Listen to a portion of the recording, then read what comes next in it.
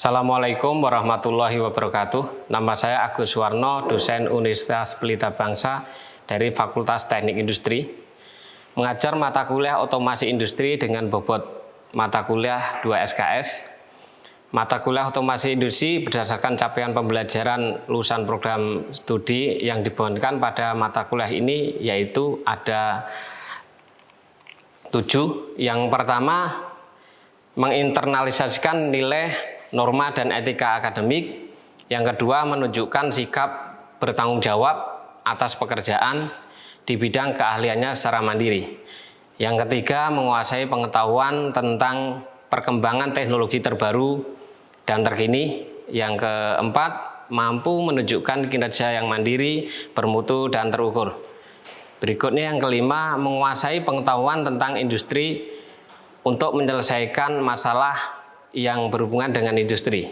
Yang keenam, mampu menggunakan teknologi modern dalam melaksanakan pekerjaan.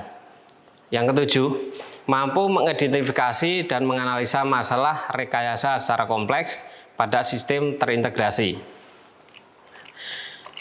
berdasarkan pendekatan analitik, konseptual, serta eksperimental. Kemudian berdasarkan capaian pembelajaran mata kuliah, yaitu mahasiswa diharapkan mampu mengetahui dan menjelaskan konsep dasar otomasi industri termasuk komponen otomasi, sistem pembangkit, dan sistem pada proteksi industri. Yang kedua, mahasiswa diharapkan mampu memahami dan menerapkan strategi proses, strategi lokasi, serta strategi tata letak ruang yang sesuai dengan lingkungan perusahaan. Mereka juga dapat mengaplikasikan teknologi seperti Programmable Logic Control atau PLC dan Supervisory Control and Data Acquisition atau disebut juga SCADA dalam konteks dunia industri. Mahasiswa mampu mengevaluasi dan mengelola kualitas serta kinerja dari sistem otomasi industri yang telah diterapkan. Nah, ini termasuk pemahaman tentang additive manufacturing, robot process automation atau disebut RPA, dan sensor industri.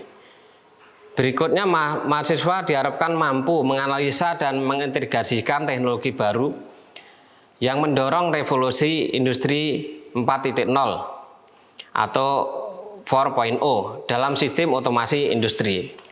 Mereka juga mampu mengelola sistem keamanan dan diharapkan dapat memelihara serta memahami tantangan etis dalam penerapan teknologi otomasi di masa sekarang atau masa yang akan datang. Nah, berikutnya deskripsi mata kuliah ini adalah dirancang untuk memberikan pemahaman mendalam tentang berbagai aspek otomasi industri, mulai dari konsep dasar hingga aspek teknologi terbaru, tantangan etis. Mahasiswa akan mempelajari komponen otomasi, sistem pembangkit, dan sistem proteksi. Kemudian mempelajari mengenai sensor industri, serta teknologi seperti additive manufacturing, ada PLC, serta SCADA. Selain itu juga mencakup mengenai RPA atau Robot Process Automation. Kemudian mengenai sistem keamanan, pemeliharaan, serta teknologi baru yang mendorong revolusi industri 4.0 dengan pendekatan praktis melalui studi kasus. Mahasiswa diharapkan dipersiapkan untuk menjadi seorang yang profesional, kompeten, dan etis di bidang otomasi industri. Metode pembelajaran dalam mata kuliah otomasi industri ini adalah problem based learning. Pada mata kuliah ini terdiri dari 14 pokok bahasan. Yang pertama mengenai pengantar otomasi industri, ini terkait pendahuluan penjelasan otomasi. Yang kedua, komponen dan sistem otomasi industri. Ketiga, ada sistem pembangkit. Yang keempat, mengenai sistem proteksi. Yang kelima, sistem sensor industri, penggunaan sensor di industri. Yang keenam, mengenai additive manufacturing. Yang ketujuh, mengenai flexible manufacturing industry atau disebut flexible manufacturing system kalau dalam ilmu flexible manufacture. Yang kedelapan mengenai PLC, Programmable Logic Control. Kesembilan, SCADA, teknologi SCADA. Yang ke-10, teknologi kontrol dalam industri, pengontrolan sistem industri. Yang ke-11, mengenai robot proses automation, bagaimana robot itu bekerja secara otomatis. Yang ke-12, sistem keamanan dan pemeliharaan otomasi industri. Ini poin yang ke-12. Dan ke-13 mengenai teknologi yang baru yang sekarang sedang berkembang dalam industri otomasi. Yang ke-14, tantangan dan etika otomasi industri yang harus dijawab mengenai masa depan nanti mahasiswa seperti apa tantangannya. Nah, penilaian dari mata kuliah ini terdiri dari 4 variabel. Yang pertama mengenai kehadiran itu 15%. Yang kedua mengenai tugas itu 30%. Yang keempat UTS itu 25%. Dan yang keempat 30% itu UAS. Berikut pembelajaran mata kuliah otomasi industri dengan bahasan sensor otomasi industri. Assalamualaikum warahmatullahi wabarakatuh. Selamat siang semuanya. Sehat hari ini? Alhamdulillah. Alangkah baiknya kalau kita melakukan sesuatu, kita biasakan berdoa agar semua hal itu bernilai ibadah. Mulai berdoa menurut keyakinan masing-masing. Mulai.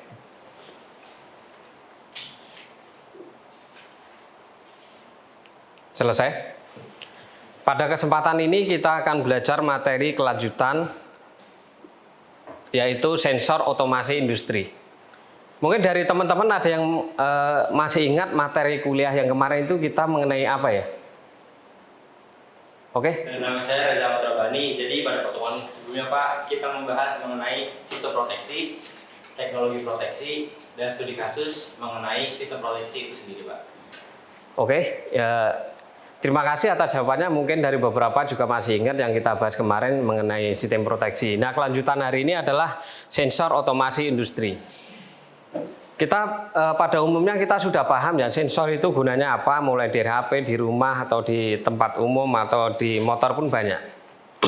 Nah, sebelum masuk sensor itu teknologi mengenai revolusi industri dulu itu perkembangannya seperti ini dari 10, 20, 40. Nah, lama-lama semakin berkembang itu sensor digunakan di era-era kebanyakan mulai sekarang industri 4.0. Itu pendukungnya sensor dalam konteks otomasi industri. Kemudian apa itu sensor? What is sensor? Gitu kan? Ini perangkat untuk mendeteksi. Kalau bahasa umumnya itu sebagai pengambil data, mengukur perubahan dalam lingkungan fisik atau kondisi tertentu, kemudian mengubahnya membuat sebuah informasi. Tentunya ini nggak hanya sensor, butuh sebuah teknologi yaitu komputer. Makanya dalam mata kuliah teman-teman mungkin ada mata kuliah pemrograman komputer dan praktek. Salah satunya pendukungnya ke sini untuk mengetahui apa itu fungsinya. Gampangannya sensor itu seperti ini. Kalau kita masuk di contoh ya kamera, di sini ada kamera. Ini ada orang lewat ke sini atau motor atau mobil, itu masuk ke komputer. Ini pakai yang global saja ya, nanti jadi informasi. Di sini ada aplikasi ataupun database. Nah, sensor ini mengambil data, diproses di sini dengan bermacam algoritma, nanti keluar informasi. Informasi ini tergantung yang mau diminta apa. Sama, kalau sensor ini bacanya mungkin plat nomor motor atau mobil, yang diminta informasinya apa? Pemilik kendaraan bermotor. Tentunya ini ada database-nya. Siapapun yang naik itu nggak peduli, yang di data itu motornya. Masuk database, masuk komputer, diolah jadi informasi. Seperti itu. Makanya Anda di rumah atau siapapun itu tahu-tahu saya nggak naik motor, nanti lah mungkin dipinjamkan ke temennya. Seperti itu. Itu diantara sensor. Prinsip kerjanya sama seperti tadi. Mengubah besaran fisik menjadi sinyal listrik, seperti itu. Sinyal listrik kemudian diproses dalam kontrol. Kontrol itu istilah dalam sebuah perolehan mesin. Kemudian mengubah sinyal suatu proses atau sistem menjadi sebuah inputan yang tadi saya bilang tadi. Ini input, proses, output. Kalau industri kan bahasa itu. Sensor itu polanya sama. Input, data mentah, data yang diambil bisa jadi sinyal dari gelombang atau suhu, cahaya atau apapun itu. Nanti proses komputer. Nah, yang sulit ini komputernya. ngerubah data ini menjadi sebuah informasi seperti itu. Sensor sendiri ada sensor pasif, ada sensor aktif. Nah, kalau pasif sama aktif kita bilang pasif itu ya diam-diam aja gitu kan. Kalau aktif ya berarti ada membutuhkan sumber daya eksternal. Itu. Ada sensor analog. Sensor analog itu kontinu atau berkelanjutan. Jadi berturut-turut. Sensor digital itu biasanya discrete ya, ada istilah bit. Bit itu dalam bahasa mesin, bahasa paling rendah itu kan bahasa mesin. Bit itu kan 1, 0, 1, 0, 1, 0. Ini dalam teori database itu begitu. Mesin itu bahasanya seperti itu. Bahasa yang paling rendah itu bahasa mesin. Seperti itu. Nah, atau dibilang on atau off, hanya dua pilihan, ya dan tidak. Bitnya kan 1 dan 0. Kalau 1 on, kalau 0 ini off-nya. Seperti itu. Jadi nggak ada istilah abu-abu dalam bahasa mesin. Gitu. Ini ada beberapa jenis sensor di antaranya. Kalau kita amati ada sensor suhu. Contoh sensor suhu itu di rumah untuk ngecek apa? Ruangan, mungkin atau anak panas atau apa seperti itu. Bahkan di industri juga ada sensor suhu, mungkin di lab QC itu ada sensor. Jadi ruangan itu tidak boleh lebih atau kurang dari standar. Seperti itu. Karena di lab QC juga sama. Ketika itu lebih dingin atau lebih panas, produk itu akan berubah. Akan berubah, dia akan memuai. Ya mungkin kita nggak ngelihat di pabrik itu ketelitiannya bisa 1 dibanding 10.000. Gitu. Jadi barang itu nggak boleh berubah karena dia sebagai master kalibrasinya. Jadi barang itu nggak boleh berubah. Di situ mungkin di lab QC dibilang 10 mikron, bahwa keluar bisa 12 karena memuai 12 mikron. Itu penting karena kalibrasinya ada di dalam situ. Ada sensor tekanan, sensor posisi, nah, ada level kimia, optik, akustik, sensor sentuh juga. Sensor sentuh contohnya seperti laptop gitu. Saya rasa teman-teman kalau baca ini nggak ada kesulitan karena penjelasan umum ya masih bisa dipahamin. Contoh sensor akustik mendeteksi suara dan getaran seperti itu. Berikutnya ini aplikasi sensor dalam otomasi industri ya. Untuk pengendalian kualitas di mesin-mesin. Mesin itu untuk mengecek kualitas menggunakan sensor.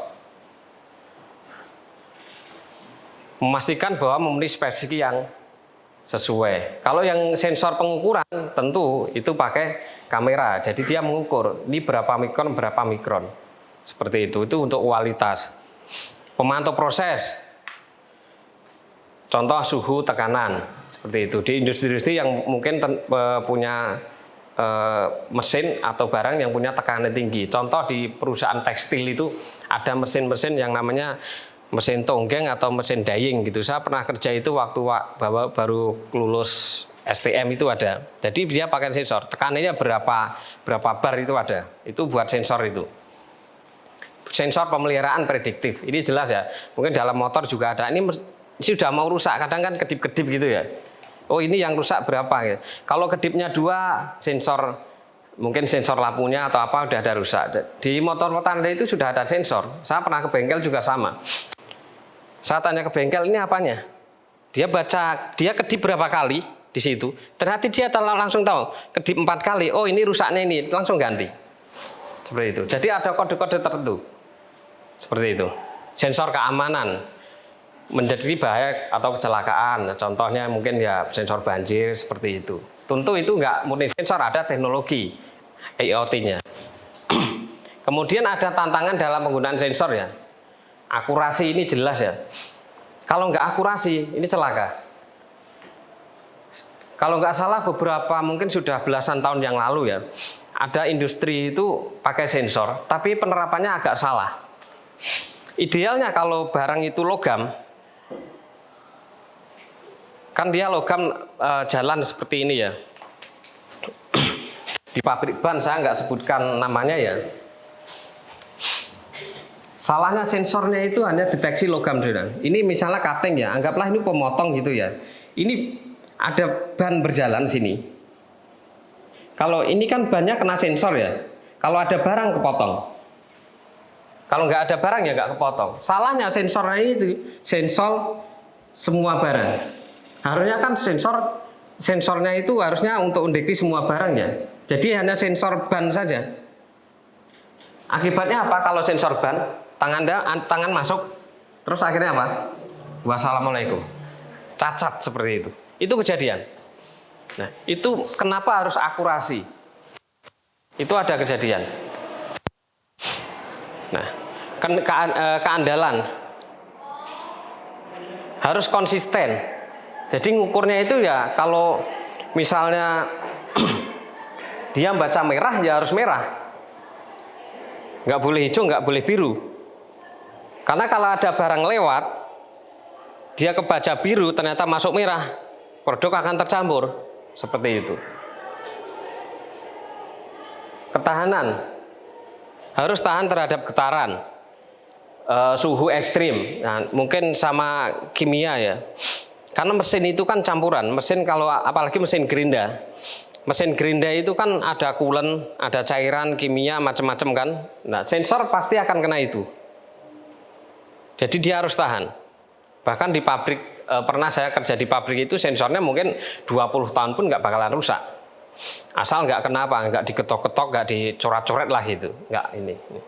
Biaya idealnya harus terjangkau, nggak perlu mahal, gampang perawatan, diantaranya itu. Nah, ada tantangan dalam penggunaan sensor di sini. Tepat untuk aplikasi. Tepat untuk aplikasi. Kedua, kalibrasi sensor secara berkala. Fungsinya apa? Mungkin ada beberapa sensor itu yang butuh kalibrasi. Istilahnya merekondisikan kembali.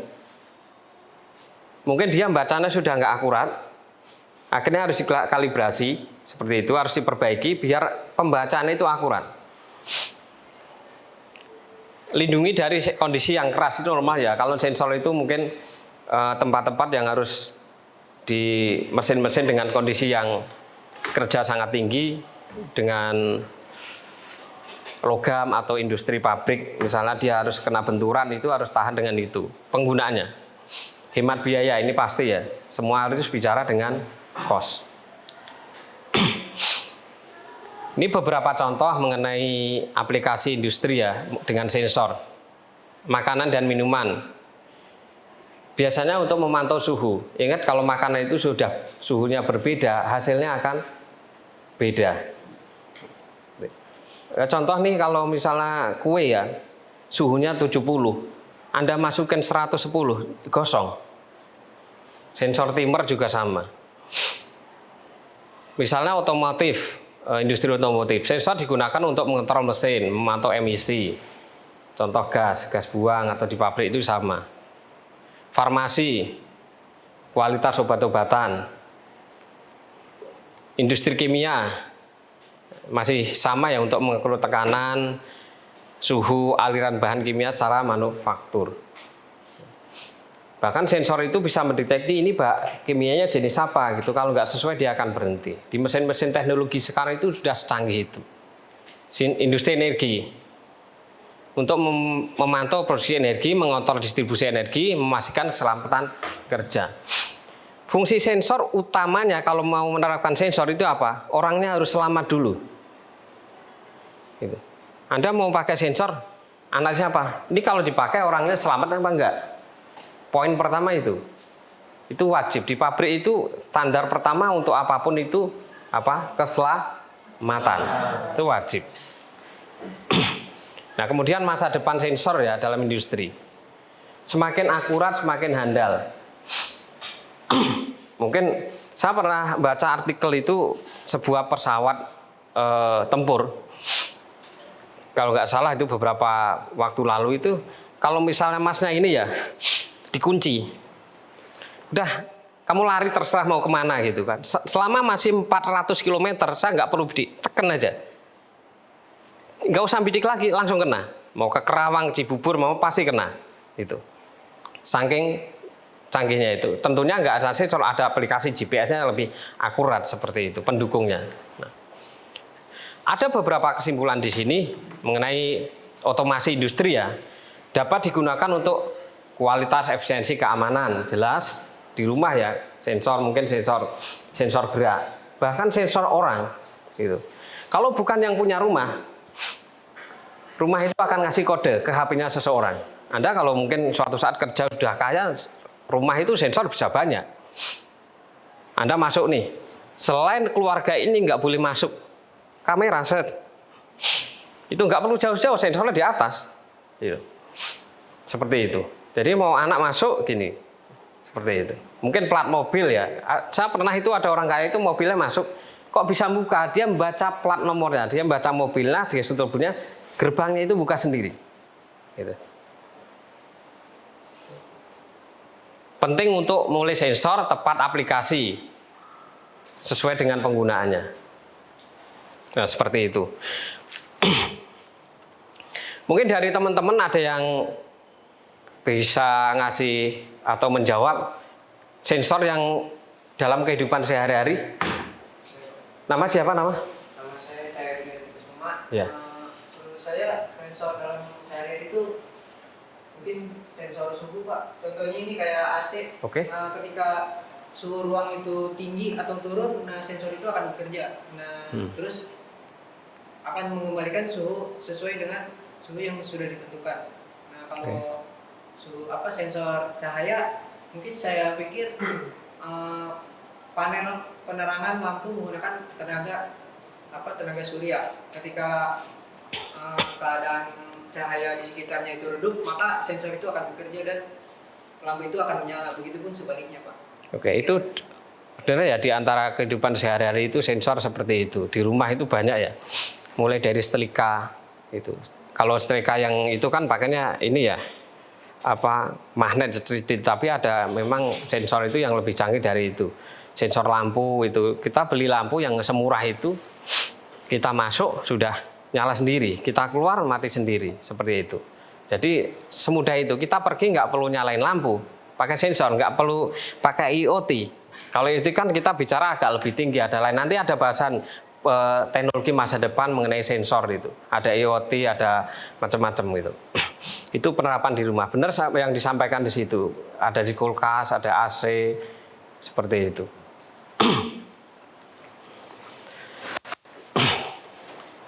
Mungkin ada yang lain atau ada yang mau bertanya ke saya dulu? Oke. Nama saya Alfidarul Putra Elias. Apakah Bapak punya pengalaman menggunakan sensor untuk penerapan di industri?